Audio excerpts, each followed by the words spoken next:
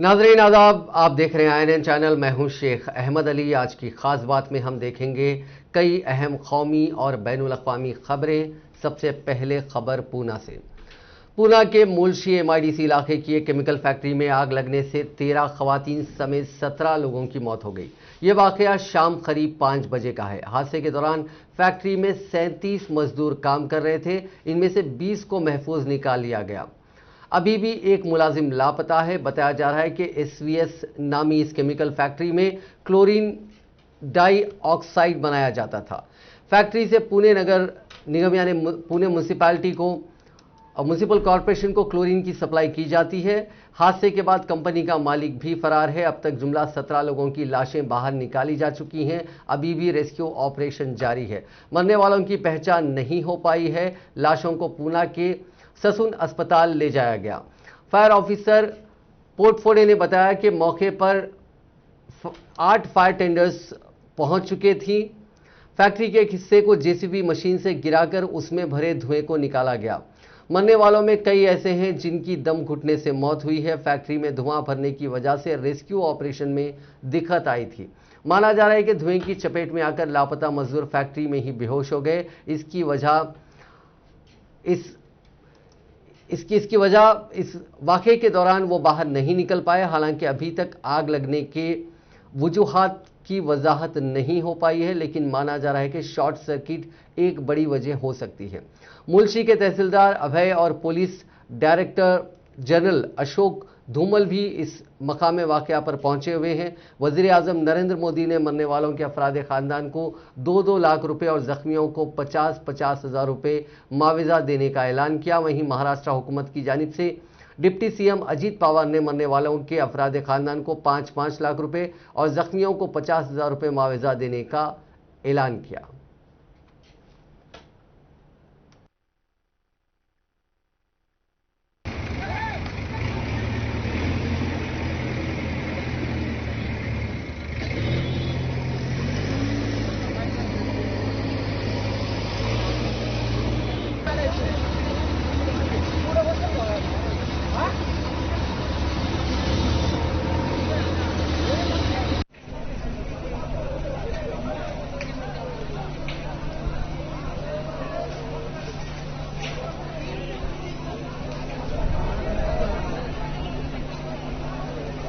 वरची टाकी पडायला सांगा, पाणी तरी पडेल खाली.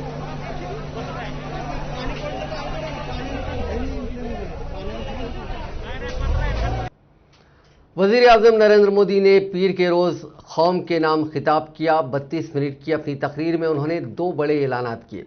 पहला कि सभी रियासतों को अब मरकज की जानिब से मुफ्त वैक्सीन दी जाएगी। रियासतों को अब इसके लिए कोई रुपया खर्च करना नहीं पड़ेगा। दूसरा कि मुल्क के 80 करोड़ गरीब लोगों को नवंबर यानी दिवाली तक मुफ्त राशन दिया जाएगा। मोदी ने कहा कि कोरोना की दूसरी वेव और इससे हमारी लड़ाई जारी है। दुनिया के कई मुल्कों की तरह हिंदुस्तान भी इस लड़ाई के दौरान बड़ी तकलीफ से गुजर रहा है। इसमें हम में से कई लोगों ने अपने अफराद ख़ानदान और जान पहचान के लोगों को खोया है। ऐसे सभी ख़ानदानों के साथ उन्होंने हमदर्दी का इजहार किया। बीते 100 साल में आई ये सबसे बड़ी वबा और ट्रेजिडी उन्होंने इसे करार दिया। इस तरह की वबा मॉडर्न वर्ल्ड ने ना देखी थी और ना इसका तजुर्बा किसी को था। मोदी ने कहा कि इतनी बड़ी आलमी वबा से हमारा मुल्क कई मोर्चों पर एक साथ लड़ रहा है। कोविड अस्पताल बनाने से लेकर ICU बेड्स की तादाद बढ़ाने, वेंटिलेटर बढ़ाने से लेकर टेस्टिंग लैब का नेटवर्क तैयार करना हो। बीते 1.25 साल में ही मुल्क में एक नया हेल्थ इंफ्रास्ट्रक्चर तैयार किया गया है।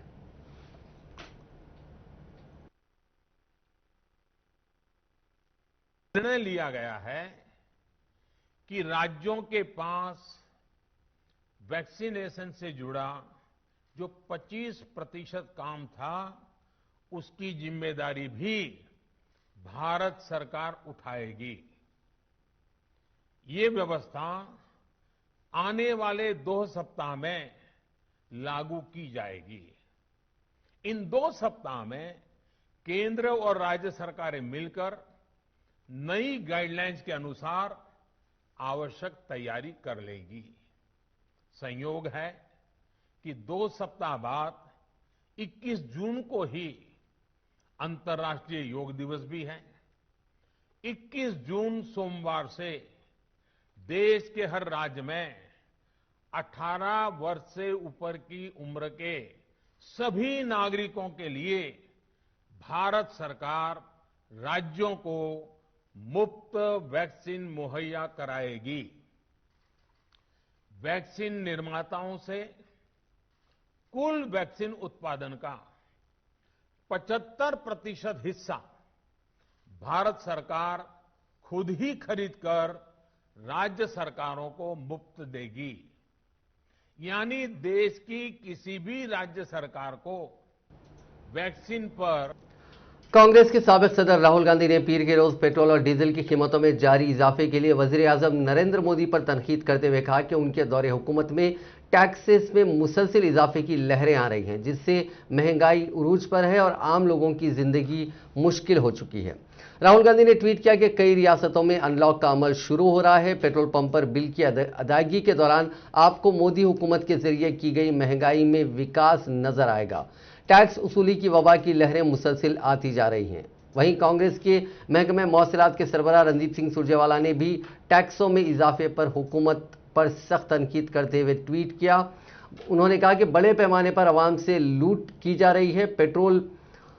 13 माह से पेट्रोल 25 रुपये 72 पैसे महंगा हुआ, जबकि डीजल 23 रुपये 93 पैसे फी लीटर महंगा हुआ।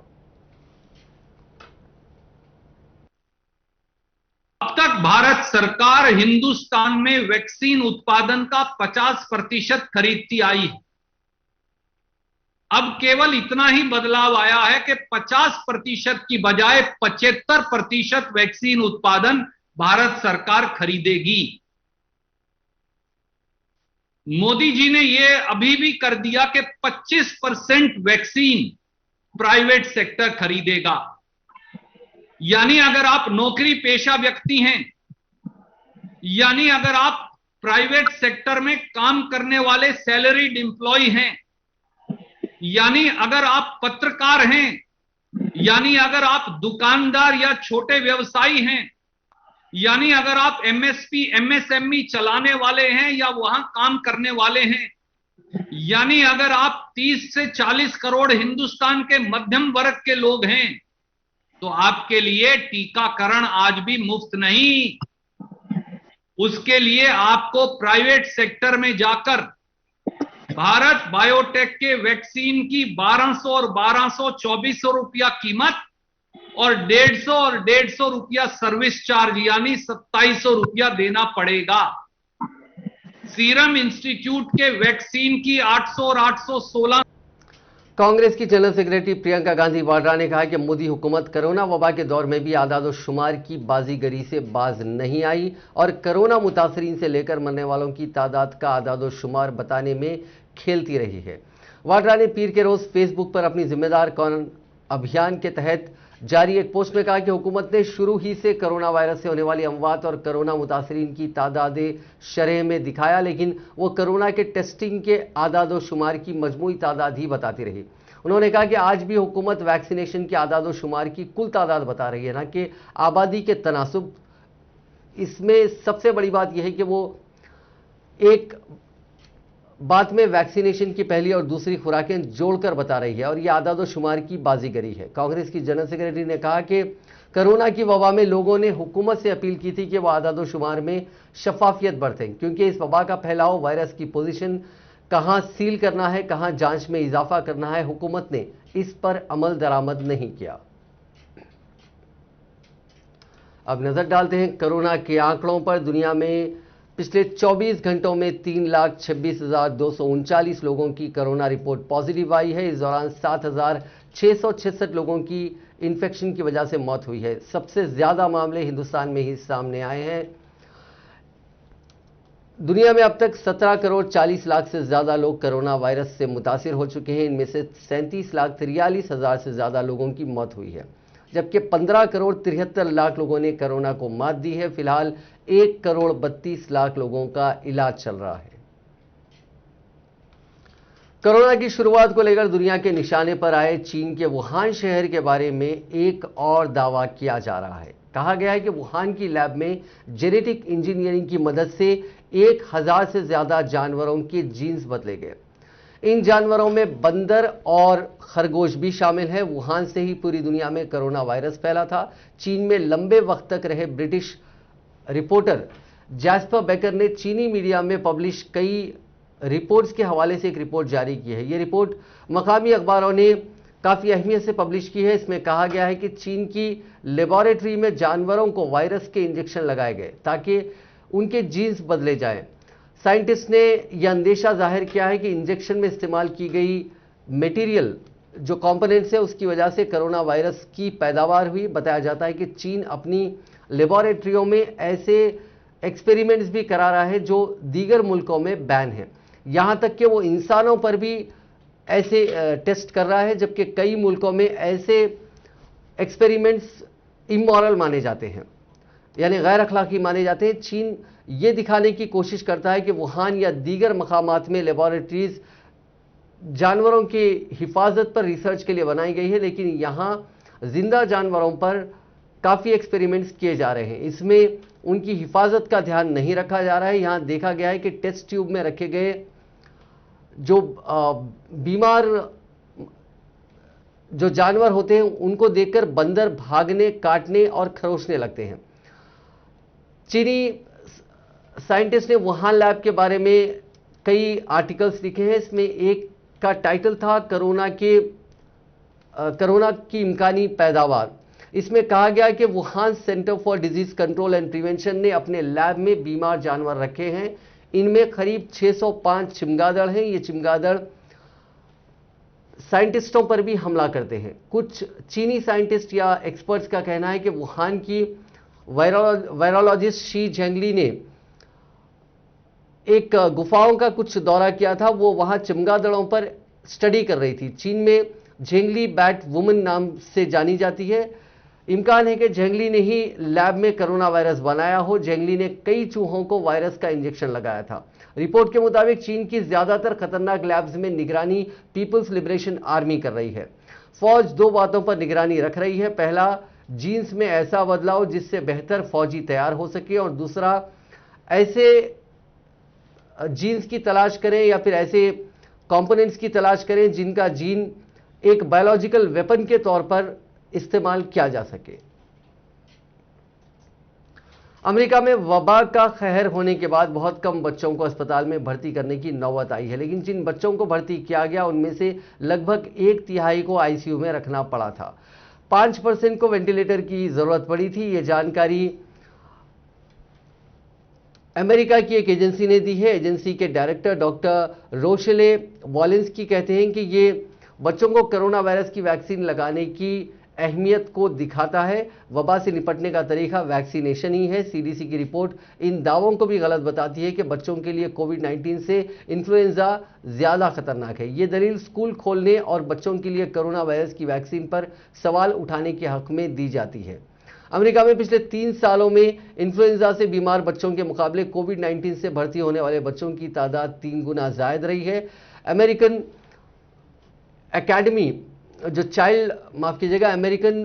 चाइल्ड डिजीज एकेडमी में मुतासिरा बीमारियों की कमेटी के सरबराह डॉक्टर योवन मेल्डोनाडो का कहना है कि अस्पताल में भर्ती होने, अमवात और समाजी इन्फेक्शन फैलाने वाली बीमारियों को रोकने के बहुत सी वजूहात होती हैं। वैसे बड़ों के मुकाबले बच्चों के कोविड से शदीद रूप से बीमार होने या मरने के इम्कानात बहुत कम है, लेकिन उम्र बढ़ने के साथ साथ खतरा बढ़ता जाता है।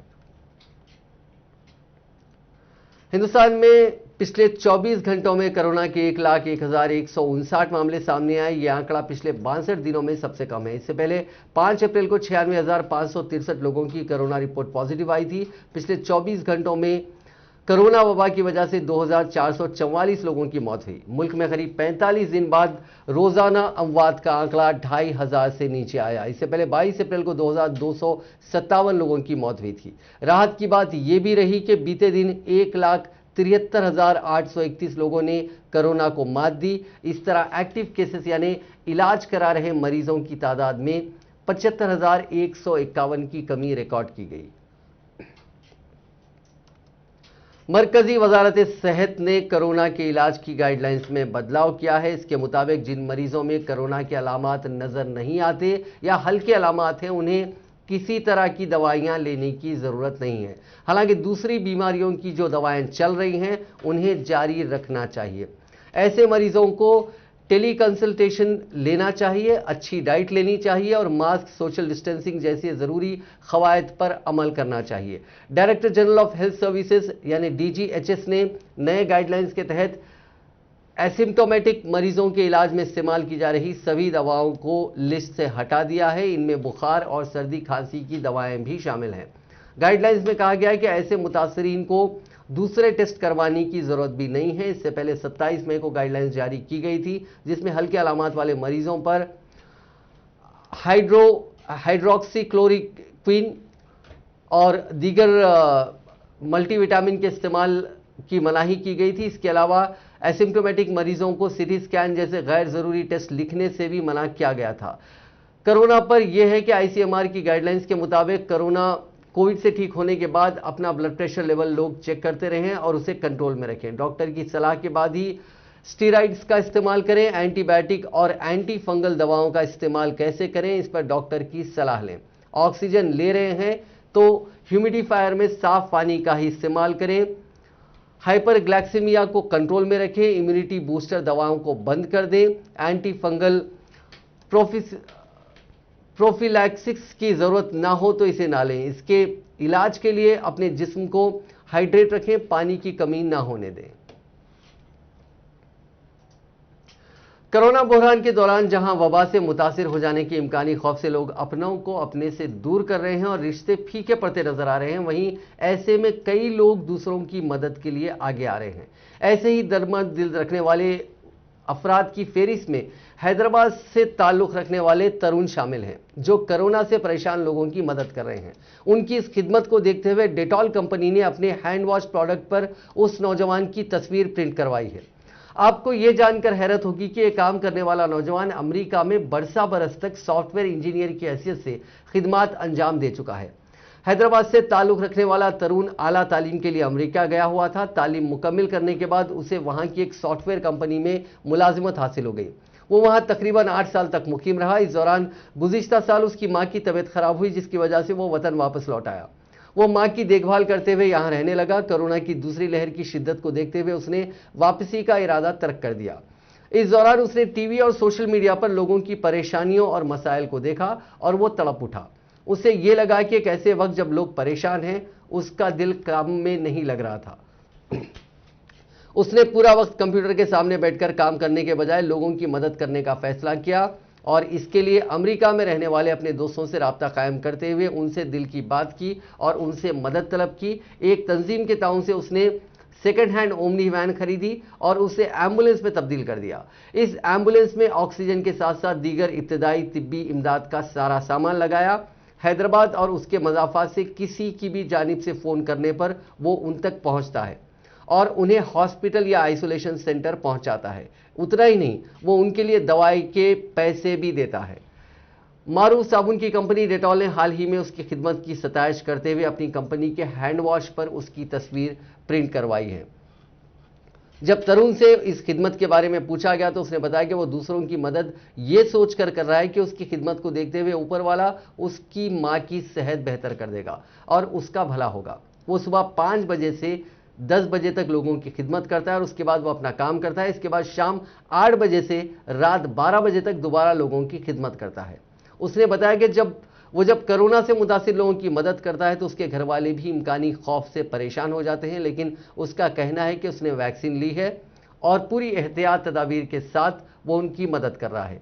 उसका कहना है कि कोरोना की दूसरी लहर को देखते हुए हुकूमत की जानिब से उससे निपटने के लिए क़ब्ल-अज़-वक़्त इक़दाम किए जाते तो बेहतर था। उसने कहा कि अगर हर कोई अपनी जिम्मेदारी समझते हुए कोरोना का मुकाबला करे तो हमें इससे छुटकारा मिल सकता है। कोरोना इन्फेक्शन के खतरे की वजह से करीब 1.5 महीने तक लॉक रही मुंबई आज फिर से अनलॉक हुई। हालांकि अनलॉक होते ही मुंबई की सड़कों पर जो नज़ारा दिखाई दिया वो परेशानी बढ़ाने वाला है। शहर के खुलते ही कई इलाकों में भारी भीड़ देखने को मिली। ईस्टर्न और वेस्टर्न एक्सप्रेस पर भी कई किलोमीटर लंबा जाम लगा रहा। इस दौरान लोग सोशल डिस्टेंसिंग के कवानीन तोड़ते नजर आए। दफ्तर जाने के लिए लोग बेस्ट बसेस स्टॉप पर लाइन में लगे हुए नजर आए। फिलहाल बस में सिर्फ उतने ही लोग एक बार में जा सकते हैं जितनी सीटें वहां मौजूद हैं। किसी को भी खड़े होकर जाने की इजाजत नहीं दी गई है। ठाणे शहर से मुंबई आने वाली गाड़ियों की तादाद में आज काफी इजाफा देखा गया, जिसकी वजह से जाम लग गया। पॉजिटिविटी रेट और ऑक्सीजन बेड की अवेलेबिलिटी की बुनियाद पर मुंबई को कैटेगरी 3 में रखा गया है। मुंबई लोकल में भीड़ को कंट्रोल करने के लिए रेलवे ने पीर के रोज खास ड्राइव शुरू की थी ताकि सिर्फ जरूरी खिदमत से जुड़े लोग ही सफर कर सकें। दिल्ली में कोरोना के मामलों में जबरदस्त कमी का रुझान जारी है और कल कोरोना के नए मामलों की तादाद सिर्फ 381 रही। इस रुझान को देखते हुए दिल्ली की केजरीवाल हुकूमत ने आज से कुछ रियायतें देनी शुरू कर दी हैं। जो छूट हुकूमत ने दी है उसकी वजह से आज से दिल्ली में 50% मुसाफिरों के साथ मेट्रो चलना शुरू हो गई है। मेट्रो के साथ दिल्ली में आज से जुफत और ताक यानी ऑड एंड इवन की बुनियाद पर दुकानें खुलने लगी। वैसे दिल्ली में लॉकडाउन जारी है और बगैर वजह के किसी को बाहर जाने की इजाजत नहीं है। वाज़ेह है कि इस साल 19 अप्रैल को लॉकडाउन नाफिज हुआ था और हुकूमत ने अभी इस लॉकडाउन को 14 जून तक बढ़ा दिया है। वाज़ेह है कि गुज़िश्ता हफ्ते तामीराती सरगर्मियों और फैक्ट्रियों को चलाने की भी इजाजत दी गई थी। मरकजी हुकूमत एक ऐसे मैकेनिज्म पर गौर कर रही है जिसके तहत घरेलू हवाई मुसाफरीन को कम से कम परेशानी में सफर की सहूलियत दी जा सके। मरकजी हुकूमत इस बात पर गौर कर रही है कि जिन लोगों को वैक्सीन के दोनों डोज लग चुके हैं उन्हें मुल्क में कहीं भी सफर करने के लिए RT-PCR रिपोर्ट की जरूरत नहीं होगी। अभी उन मुसाफरीन को RT-PCR रिपोर्ट देना जरूरी होता है जो उन रियासतों से सफर करते हैं जहां अभी भी कोविड के केसेस ज्यादा आ रहे हैं। Civil aviation minister Hardeep Singh Puri ने एक न्यूज एजेंसी से बात करते हुए बताया कि वजारत सेहत के साथ कुछ और वजारतों की ज्वाइंट टीम इस मैकेनिज्म पर फाइनल फैसला लेने के लिए गौर कर रही है। यह फैसला सिर्फ सिविल एविएशन मिनिस्ट्री का नहीं होगा, इसमें हुकूमत के साथ काम कर रहे मुख्तलिफ एजेंसियां और हेल्थ एक्सपर्ट्स को भी शामिल किया जाएगा। ये सभी मुसाफरीन के मफाद को ध्यान में रखते हुए फैसला लेंगे। हेल्थ आमतौर पे रियासतों का मसला होता है। किसी पैसेंजर में रियासत में दाखिल होते वक्त RT-PCR रिपोर्ट मांगना पूरी तरह से उस रियासत के इख्तियार में आता है। हरदीप पुरी ने कहा कि G7 की मीटिंग में हमने वैक्सीन पासपोर्ट की मुखालिफत की थी। वबा के मौजूदा हाल को देखते हुए हम इस वैक्सीन पासपोर्ट को लेकर फिक्रमंद हैं। बॉलीवुड के शहरे आफाक अदाकार दिलीप कुमार के इंतकाल की खबरें व्हाट्सएप पर फैलने के बाद उनके शहदाइयों में गम का माहौल पैदा हो गया था, लेकिन दिलीप कुमार के खानदानी जराए ने वाजे कर दिया है कि उनकी तबीयत बहुत ज्यादा खराब नहीं है और ना ही वो वेंटिलेटर पर हैं। खानदानी जराए ने पीर के रोज बताया कि दिलीप कुमार को फिलहाल ऑक्सीजन सपोर्ट पर रखा गया है। उन्हें सांस की तकलीफ होने पर इतवार के रोज मुंबई के हॉस्पिटल में दाखिल किया गया था और उनकी हालत इस वक्त मुस्तहकम है। दिलीप कुमार के ऑफिशियल ट्विटर अकाउंट से उनकी अहलिया सायरा बानो ने एक ट्वीट कर हेल्थ अपडेट की जानकारी दी। इस अपडेट के मुताबिक दिलीप साहब वेंटिलेटर पर नहीं बल्कि ऑक्सीजन सपोर्ट पर रखे गए हैं। दिलीप साहब का इलाज करने वाले माहिर डॉक्टर जलील पारकर के बताए गए कुछ टेस्ट के नतायज का इंतजार है। मज़कूरा ट्विटर अकाउंट से मीडिया तबके से भी गुजारिश की गई है कि वो अफवाहों को अपनी खबरों में जगह ना दें। ट्वीट में लिखा गया कि मीडिया के सभी लोगों से एक अहम गुजारिश, दिलीप कुमार के करोड़ों शहदाइयों को आपके जरिए अपडेट मिलती है। आपसे गुजारिश है कि अफवाहों को रोकने में हमारी मदद करें। इस प्लेटफॉर्म पर रेगुलर अपडेट पोस्ट होगी। काबिल जिक्र है कि इतवार के रोज दिलीप कुमार के अहले खाना ने अपने मद्दाहों से व्हाट्सएप पर शेयर की जाने वाली पोस्टों पर तवज्जो ना देने की अपील की थी। अहले खाना ने कहा था कि व्हाट्सएप की पोस्टों पर ध्यान ना दें, दिलीप साहब की हालत मुस्तहकम है। अहले खाना ने दिलीप कुमार के ऑफिशियल अकाउंट पर ही एक ट्वीट करके कहा कि आप सबकी दुआओं और नेक ख्वाहिशात के लिए दिल से शुक्रिया। डॉक्टरों के मुताबिक वो 2-3 दिनों में घर आ जाएंगे इंशाअल्लाह। पेट्रोल और डीजल की कीमतें पीर के रोज मुसलसिल दूसरे दिन इजाफा होने से एक नए रिकॉर्ड सतह पर पहुंच गई हैं। मुल्क के 4 मेट्रोपॉलिटन शहरों में आज दोनों ईंधनों की कीमतों में 28 पैसे तक का इजाफा हुआ। गुज़िश्ता 4 मई से अब तक 20 दिन पेट्रोल और डीजल की कीमतों में इजाफा किया गया, जबकि बाकी 15 दिन कीमतों में कोई तब्दीली नहीं की गई। इस दौरान दिल्ली में पेट्रोल 4 रुपये 91 पैसे और डीजल 5 रुपये 49 पैसे महंगा हुआ। हैदराबाद की बात करें तो आज हैदराबाद में पेट्रोल के दामों में 28 पैसे का इजाफा हुआ, जबकि डीजल के दामों में 30 पैसे का इजाफा हुआ। इस इजाफे के साथ हैदराबाद में आज फी लीटर पेट्रोल की कीमत 98 रुपये 48 पैसे यानी 98 रुपीज़ 48 पैसा और फी लीटर डीजल की कीमत 93 रुपये 38 पैसे 93 रुपीज 38 पैसा हो गई है। वज़ीर ज़राअत नरेंद्र सिंह तोमर ने कहा कि मुल्क में ग़िज़ाई तहफ़्फ़ुज़ के हवाले से ठोस काम तेज़ी से किया जा रहा है और उसके साथ ही लोग सफाई और सेहत के तईं बेदार भी हुए हैं। तोमर ने कहा कि गुज़िश्ता कुछ बरसों में मुल्क की माशी तरक्की की वजह से कमज़ोर लोगों की रोज़ी रोटी को बेहतर बनाने में बहुत तरक्की हुई है। आम लोगों का मियार ज़िंदगी बुलंद हो रहा है। बचपन में ग़िज़ाई क़िल्लत और पसमानदगी की रोकथाम के लिए हुकूमत ने ग़िज़ाइयत से मुतालिक स्कीमों पर गुज़िश्ता साल 15,000 करोड़ रुपए खर्च किए हैं। इस बजट में एक मजबूत ग़िज़ाइयत से मुतालिक एक प्रोग्राम मिशन पोषण का भी ऐलान किया गया है। मूलतः 4 आवश्यकताएं होती हैं: रोटी, कपड़ा, मकान और भोजन जैसी जो 3-4 प्रमुख आवश्यकताएं हैं। उन्हीं आवश्यकताओं के इर्द गिर्द मनुष्य घूमता है। लेकिन हम सब इस बात को भली भांति जानते हैं कि मनुष्य को अपनी मौलिक आवश्यकता के अतिरिक्त भी सोचने की शक्ति, समझने की शक्ति ईश्वर ने प्रदत्त की है। लेकिन जब मनुष्य अपनी भौतिक आवश्यकताओं के बीच में ही उलझ जाता है, उन पर ही चिंतन करता है, उन पर ही काम करता है और भौतिक आवश्यकताओं की पूर्ति के लिए किसी भी दृष्टि को ओझल करता है, तो वर्तमान परिस्थितियों में जो परिणाम हमें परिलक्षित हो रहे हैं, ऐसे ही परिणाम मानव समाज के समक्ष आते हैं। पाकिस्तान में आज सुबह एक बड़ा रेल हादसा पेश आया। सिंध के डहरकी इलाके में 2 ट्रेनें आपस में टकरा गई। हादसे में 40 लोगों के मारे जाने की तस्दीक हो गई है। 50 से ज्यादा लोग जख्मी हैं। इनमें से 20 की हालत तशवीशनाक है। यह हादसा मिल्लत एक्सप्रेस और सर सैयद एक्सप्रेस के बीच हुआ। कई लोग बोगियों में फंसे हुए थे। अफसरों के मुताबिक मरने वालों का आंकड़ा बढ़ सकता है। हादसा घोटकी के पास रेती और डहार की रेलवे स्टेशन के बीच सुबह करीब 3:45 बजे हुआ। जानकारी के मुताबिक मिल्लत एक्सप्रेस कराची से सरगोदा और सर सैयद एक्सप्रेस रावलपिंडी से कराची आ रही थी।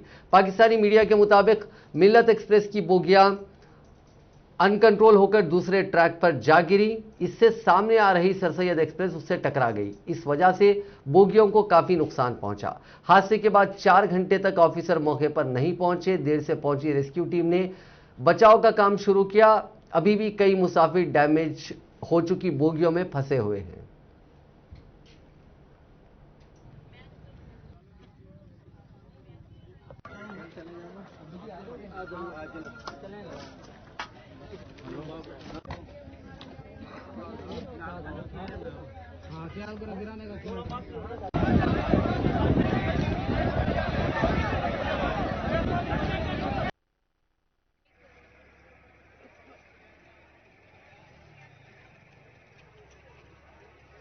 नुकसान होनी साइड